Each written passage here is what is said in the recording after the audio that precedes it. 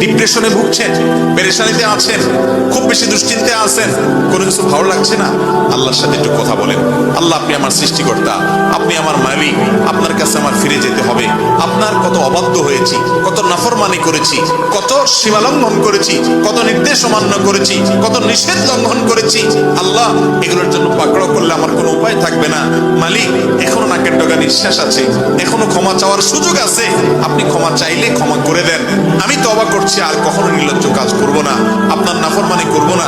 আপনি আমার অমুক পাপটা মাফ করে দেন, তমুক পাপটা মাফ করে দেন, আমাকে পাপ থেকে বাঁচায় রাখেন।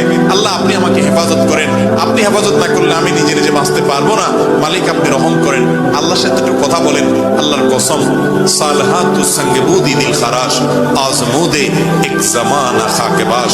পাথর হয়ে বহুদিন ছিলেন ভাই, একটু আল্লাহর সাথে কথা বলেন, চোখের পানি ফেলেন, দোয়া করেন। বিশেষ করে ভোর রাতের দোয়া, ভোর রাতের দোয়া, এটা গুলি মিস হলে মিস হয় না।